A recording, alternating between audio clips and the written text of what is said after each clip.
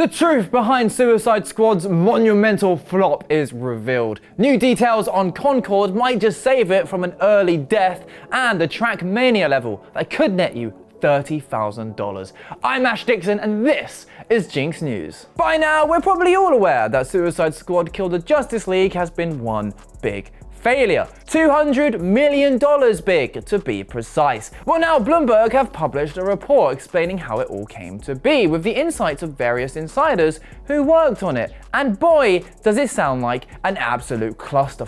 The first Suicide Squad movie came out in 2016 and despite being incredibly meh, made a boatload of money worldwide. So naturally they wanted to capitalize on that momentum with a Suicide Squad game, which they were actually already making at their Montreal gaming studio. The problem was that it wasn't quite working, so Warner Brothers Entertainment head David Haddad pulled the plug and turned to one of its other most respected studios, Rocksteady. If you've played any of the Arkham games, you already know all about them and you'll know how good they are. You'll also know that they've only made single-player games, so the decision for them to develop an online multiplayer with live service content was, well, questionable at best. In fact, they were already working on a new single-player puzzle game codenamed Stones, but why let something new and fresh get in the way, eh? Stones was shelved and work on Kill the Justice League began. Rocksteady hired almost 100 extra employees, although a few would leave when they found out that the game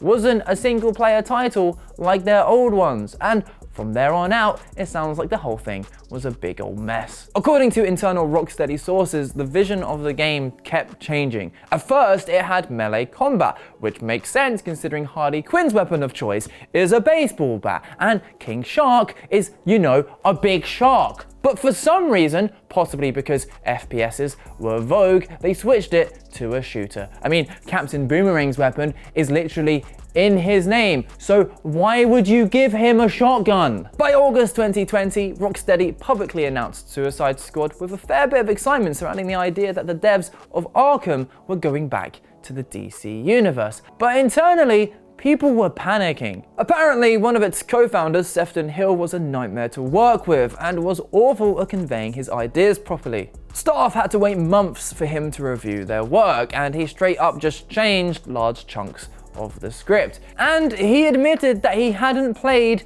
similar games, which is a huge red flag when you're making a live service game. He even pitched adding vehicles, which might not have been the worst idea in the world if the 4 playable characters weren't already outfitted so they could frickin' fly. Amazingly, the feedback from the higher-ups at Warner was very positive, and it created a culture where people were dismissed for raising concerns because obviously it would all miraculously come together at the last minute. But soon enough, the fears of the people who actually made the game came true, as 10 minutes of the game was revealed at the PlayStation Showcase. The world let out an almighty shrug, and in February of this year, it was released to the masses, and suddenly $200 million was down the drain. So yeah, it really is no wonder that Suicide Squad Kill the Justice League bombed the way it did. Warner Brothers execs greedily followed the live service trend, and Rocksteady's leadership arrogantly bit off way more than they could ever hope to chew.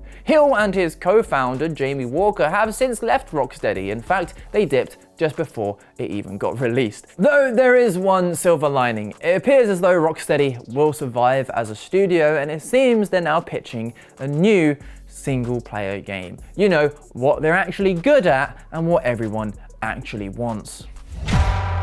Now that we've unveiled the details behind gaming's latest live service flop, it's even easier to see why PlayStation's recently revealed Concord hasn't exactly gone down well. Yeah, it has a snazzy cinematic, and yeah, it's made by a load of former Bungie and Activision vets, but it's yet another hero shooter in a sea of other hero shooters, and half of those drowned long ago and now being feasted on by viperfish and frilled sharks and all the other Lovecraftian nightmares that call that godforsaken place home. I just wanted to show lots of images of fish.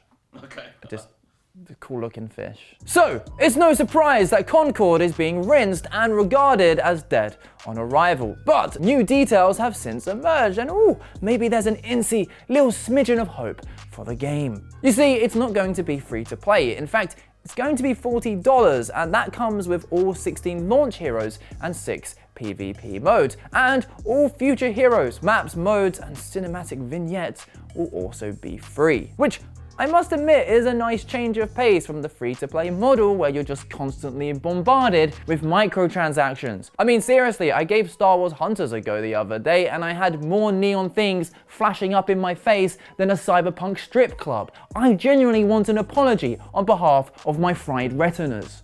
So yeah, Concord is kind of following the Helldivers 2 model, and as we all know, that worked very well for them. But with so many FPS alternatives and with so many of them being free, God, Concord has got to be good to be successful. Though I must say, smacking it with a $40 price tag kind of gives me hope, because that just screams that there's faith and confidence in this thing. Or perhaps the same people are just hilariously incompetent. Looking at you, Suicide Squad, still sitting there on Steam for $70, you absolute lunatic. Either way, yeah, Concord looks generic, but does that really matter if the gunplay is slick and the game design is S tier? Would that be enough to get people spending $40? Let me know your thoughts down in the comments. Want to make $30,000 playing games? Easy. Install Trackmania, load up the level Deep Dip 2, and just get to the top of the map. Easy, right? Wrong! It's been out for a month, and despite a load of people scrambling to complete it, Deep Dip 2 remains undefeated. The map itself is essentially just a massive tower of racetrack filled with 16 extremely difficult floors that get progressively harder. But here's the fun part.